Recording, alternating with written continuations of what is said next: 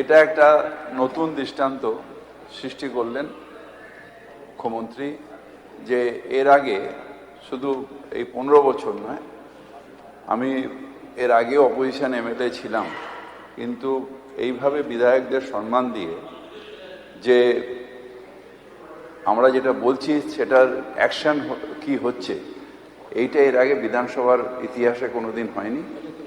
এটা যদি সত্যি সত্যি হয়ে থাকে তাহলে নিশ্চিতভাবে এই পশ্চিমবঙ্গ বিধানসভা একটা নতুন ইতিহাস সৃষ্টি হবে। তাই তার জন্য তাদের ধন্যবাদ। মাননীয় মন্ত্রীদেরকে আমি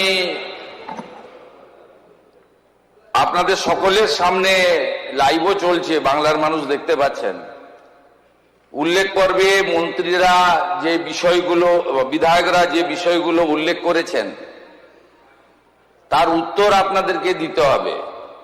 আপনি পাওয়ার 7 দিনের মধ্যে নিজে সই করে উত্তর দেবেন এবং যেটা করা সম্ভব করতে হবে, যেটা করতে পারছেন না কেন করতে পারছেন না জানাবেন, আর যদি সময় দরকার হয় সময়ও চেয়ে নেবেন।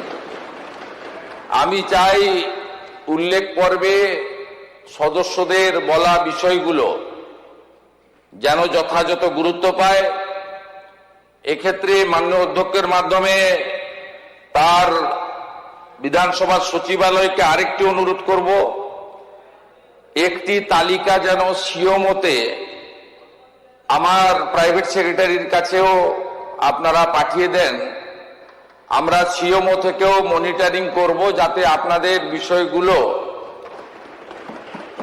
গুরুত্ব সহকারে করা যায়। এবং আমি নিজে আপনাদেরকে কমপ্লায়েন্স রিপোর্ট 3 মাস অন্তর অন্তর মুখ্যমন্ত্রীর দপ্তর থেকে আপনাদেরকে কমপ্লায়েন্স রিপোর্ট পাঠিয়ে দেব, যাতে আপনাদের বলা বিষয়গুলি শুধু বলার জন্য নয়, সেটা কার্যকর হয়।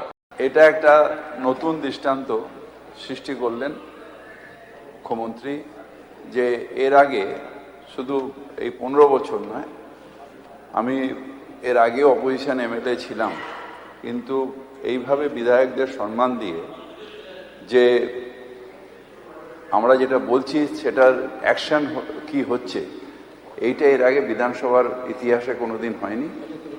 এটা যদি সত্যি সত্যি হয়ে থাকে তাহলে নিশ্চিতভাবে এই পশ্চিমবঙ্গ বিধানসভা একটা নতুন ইতিহাস সৃষ্টি হবে। তাই তার জন্য তাদের ধন্যবাদ।